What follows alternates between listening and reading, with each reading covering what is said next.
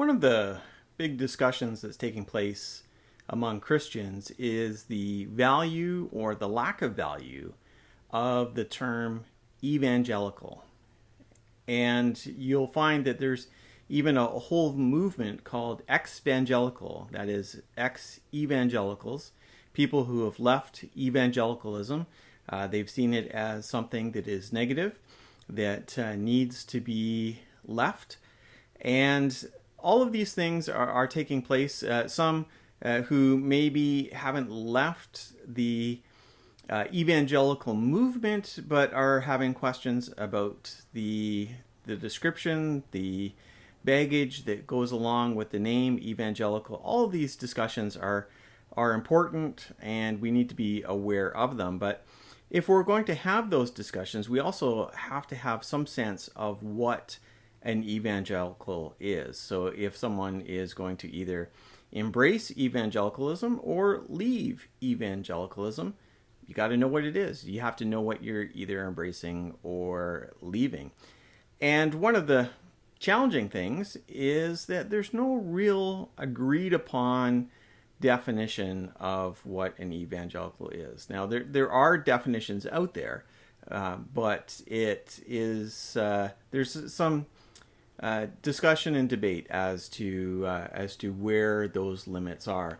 And one of the resources that I found that I thought was quite helpful and interesting is this, the spectrum of evangelicalism.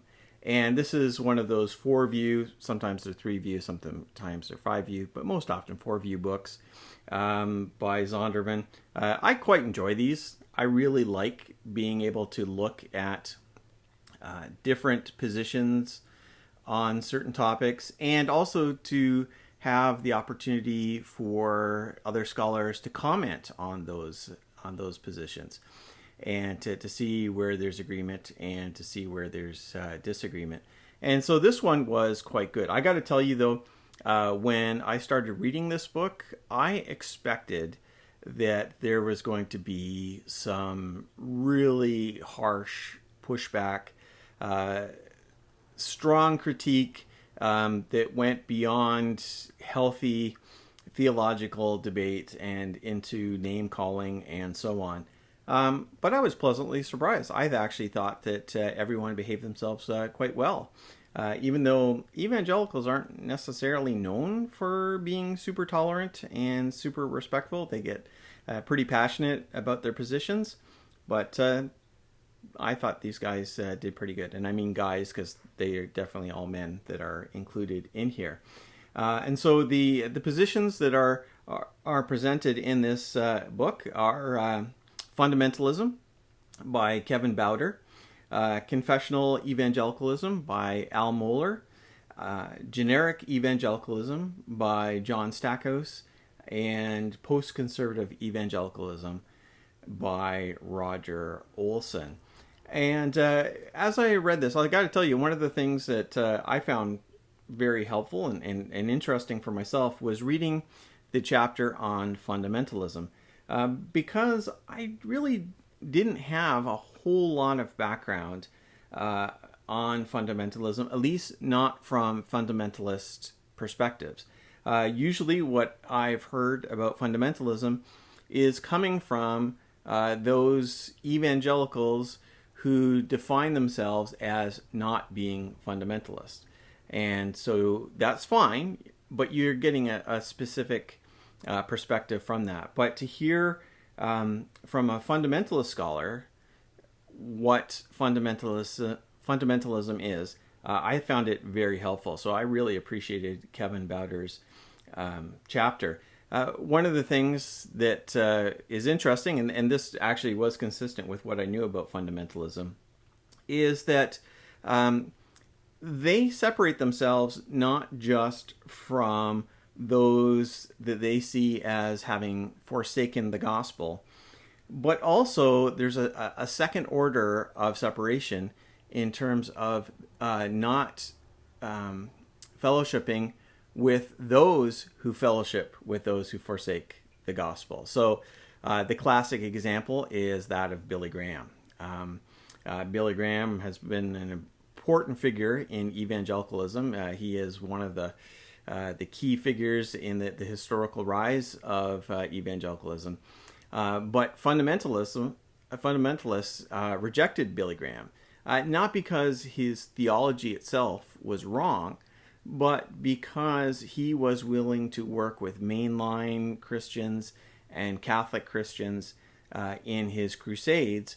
And for fundamentalists, that was going too far. You can't just forsake the gospel. You can't actually fellowship with those who forsake the gospel. Of course, assuming from their perspective that mainline and Catholic have forsaken the gospel.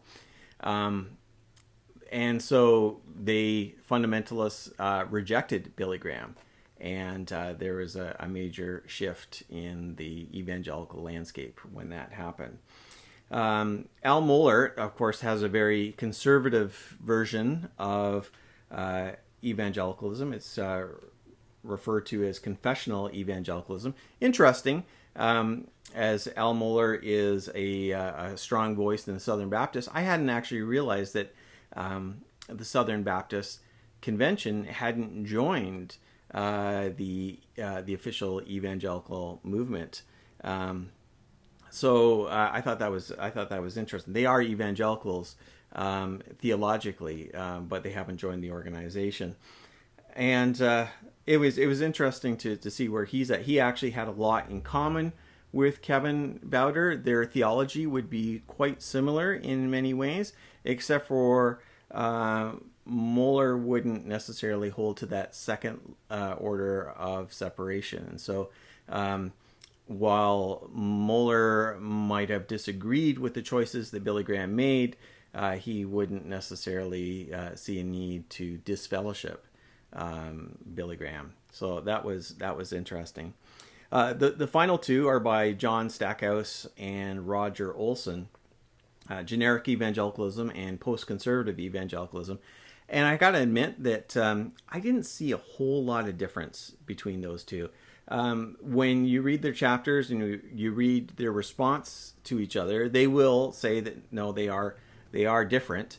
They are not the same. They have some differences. Yes, as you go through the chapters, you can see some things.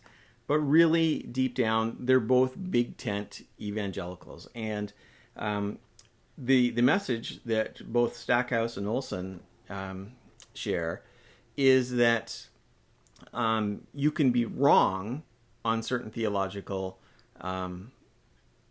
topics and issues, but still be evangelical. So some of the things that were discussed, this is not necessarily one of the big topics right now, but it was when this book was written, was that of the openness of God, which is a theology that says that God does not necessarily know the free choices of everyone living in the future. He knows the big picture of what is going to happen, but not necessarily every single choice that every single person who's going to live anytime in the future. He doesn't necessarily know all of those choices. And so they both disagree with openness theology, but can see that they are still can be evangelical. And I found this very interesting because in seminary I studied under Clark Pinnock, who is one of the major openness theologians, and Clark Pinnock's name comes up over and over again. In fact, there was a time there a number of decades ago when they were trying to get Clark Pinnock kicked out of the Evangelical Theological Society. And so I found those discussions pretty interesting. So it's they look for a pretty big tent, and I got to say, if you're interested in my personal view, I would be somewhere in the Stackhouse Olson camp here. I like an evangelical tent that is quite wide and has room for lots of discussions. That there should be Calvinists and Arminians, as well as openness theologians, and that that doesn't mean that we're all right, because these views do exclude one another in some way in terms of being truthful. But we don't know necessarily. We need to have a bit of theological humility and just have room to learn from each other and to fellowship with one another on the things that we have in common.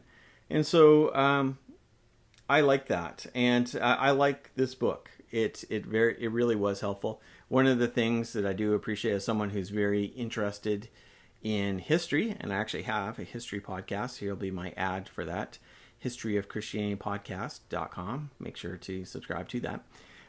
It'll give you a really good sense that once you've gotten through all four of the views here, you'll get a really good sense of the historical context of evangelicalism, the forces that were at work in bringing about evangelicalism, how it emerged out of fundamentalism, how it has reacted to mainline and liberal theology, and how they have interacted with the Roman Catholic Church and so on, and some of the big issues that they've faced over the years. And so it's a pretty good historical primer for evangelicalism in that way.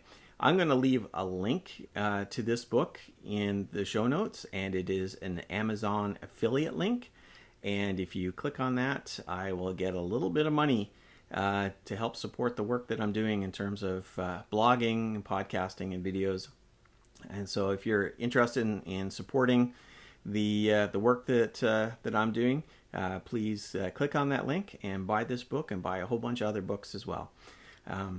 Anyways, I would strongly encourage you, one way or the other, to get the spectrum of evangelicalism. Whether you're evangelical or not, whether you're considering becoming an evangelical or considering to end your relationship with evangelicalism, I would encourage you to read this book. Please visit my website, stephenjbedard.com, and God bless.